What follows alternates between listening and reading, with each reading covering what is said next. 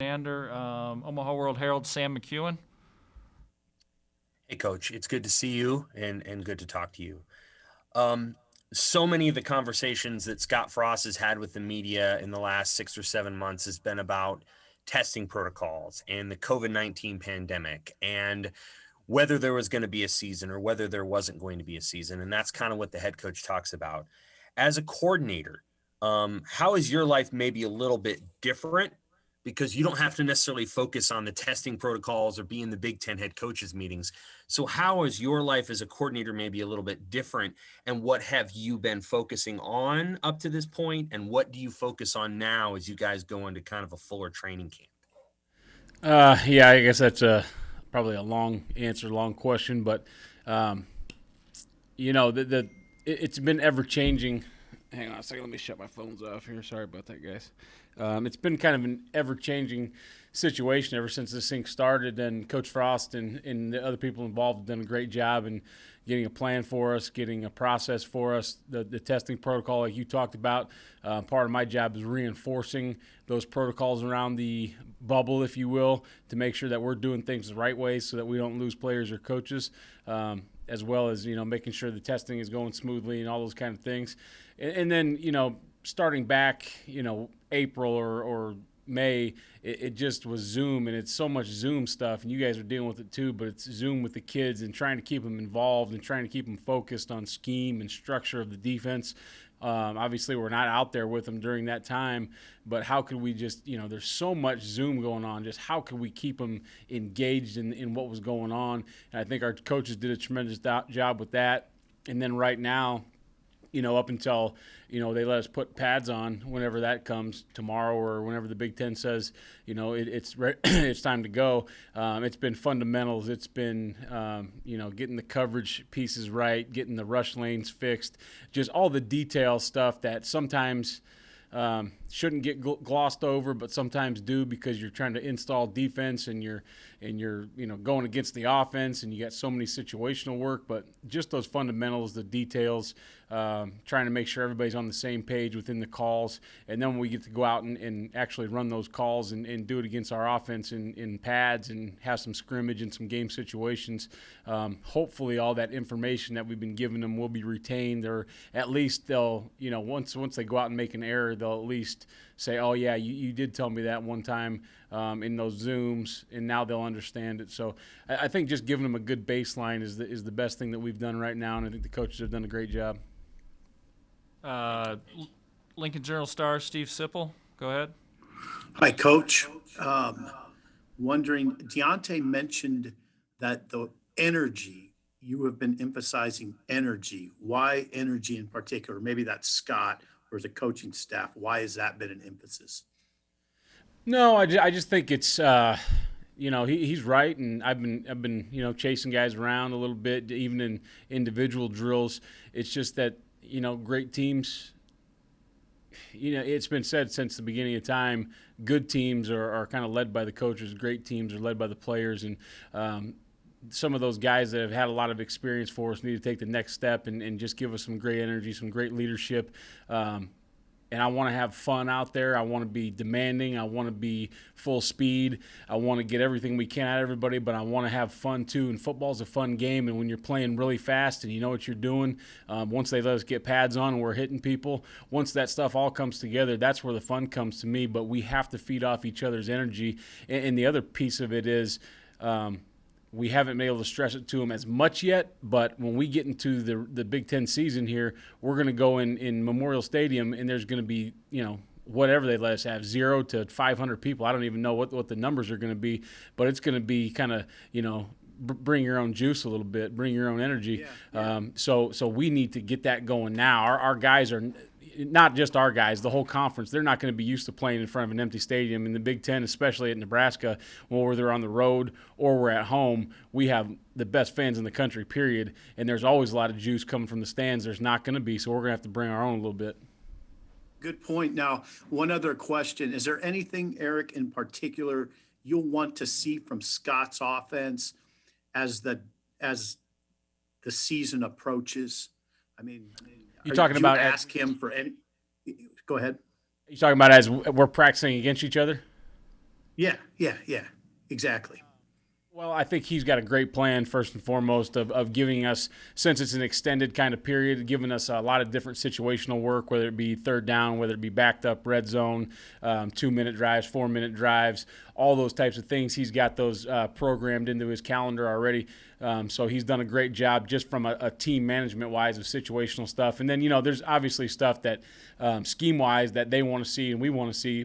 And we've done a good job of helping each other, whether it be, some 2-back runs from our offense, helping us for, the Wisconsin and the Iowas, or they want to see a certain pressure or a certain coverage. I think we've done a good job of scripting together and helping each other see the looks that we need to see. Thank you. Husker Online, Sean Callahan. Yeah, Coach, I was curious when you saw that schedule, when that was released from the Big Ten, what was your reaction, and how do you kind of get your guys ready knowing the challenge you're going to see really as a defense week 1? Yeah, I mean, I control what I can control. I can't control the schedule. They put it out there. We play football. I want to play football. I didn't care who we played first. I kind of expected, it may be Ohio State. It may be one of our crossover games. It was probably going to be Ohio State, Penn State, or Rutgers. However, the chips fell. It came out as Ohio State and then Wisconsin second. So, we got to get ready and let's go. But it's a great opportunity for us for sure. Our guys are excited. The one thing that they did not want to do was play, a schedule that was not going to have the best teams in it. They want to play the best teams. I want to coach against the best teams. That's why we all came to Nebraska. We didn't come to Nebraska to play a bunch of games that weren't going to matter. We came here just like every kid did to play in the big-time football games, and that's what we got right away. So it's an awesome opportunity for us as a defense and as a team. With that said, are there any advantages of maybe getting a game like Ohio State early, getting that game first, knowing that an opponent, you saw it last week at Oklahoma, falling to Kansas State, and LSU falling at home to Mississippi State? I mean, there's some advantages to playing a big game like that right out of the gates?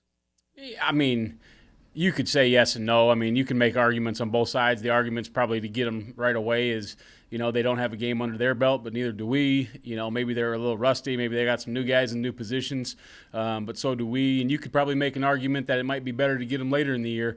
But once again, I just control what I can control. And they said they're going to roll that ball out in Ohio on game 1, so we're going to go in there and play football.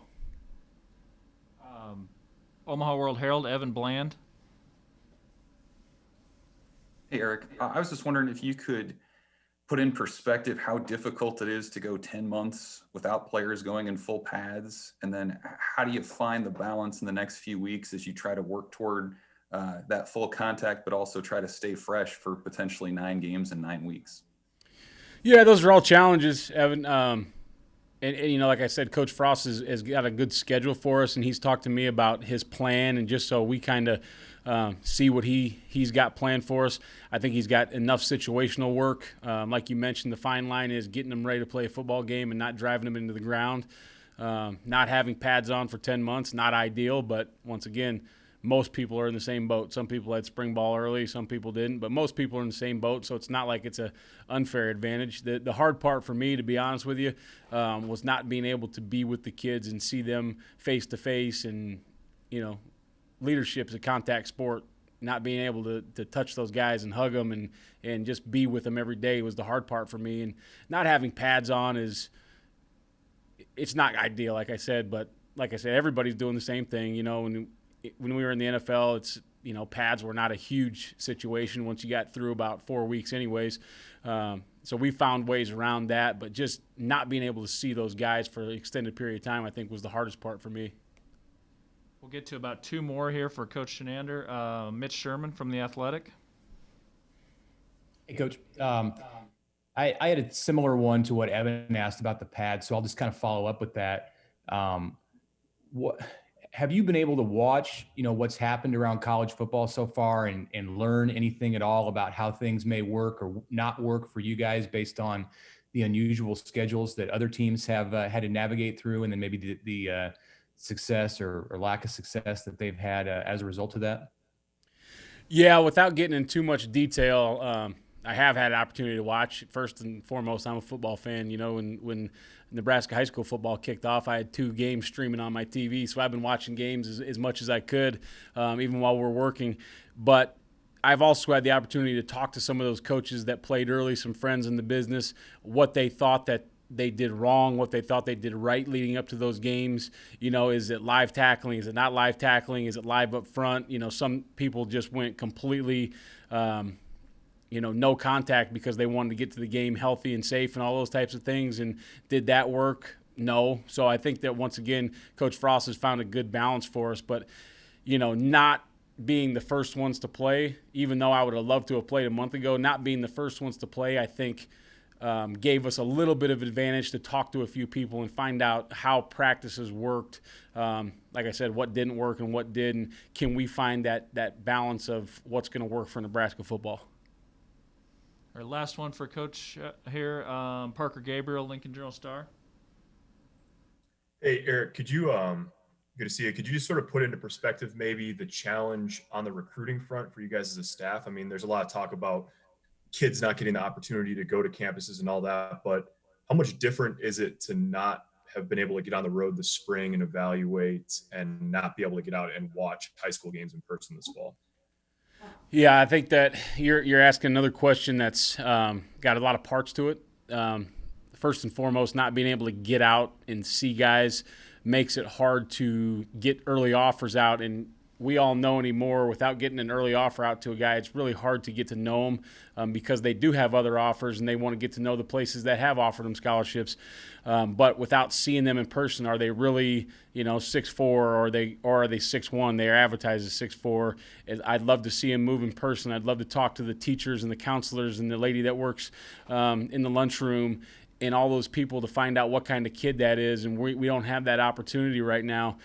Second part of that is I think Nebraska's the most special place in the world, number one. But until we get kids here, sometimes guys that are here from a long ways away, recruits, they don't understand how special it is until they walk on this campus, until they get off the plane and walk around this city and experience the people first and foremost. So that's a challenge, just not being able to get guys here and see what I see once you're talking about Nebraska football and Lincoln, Nebraska in general. So I think there's a lot of different things there. You're developing relationships via Zoom like we're doing now. You're developing relationships via FaceTime and phone calls and text messages, which is not the same as in person. The evaluation piece, like we mentioned, and then just getting, I would put it like this, you're an 18-year-old kid or the 18-year-old kid's parents, they may love school X, but sometimes it's hard to let your child go someplace where you've never met that person face to face and you've never been there. So those are the challenges we're working through, and I think our recruiting department, once again, our graphics and media team, everybody that's helping out just with those recruiting things has done an unbelievable job to put us in the best position possible, even though it's not as good as being there in person. All right. Thank you, Coach. We'll get to a couple of the assistants here. It's good to see you guys.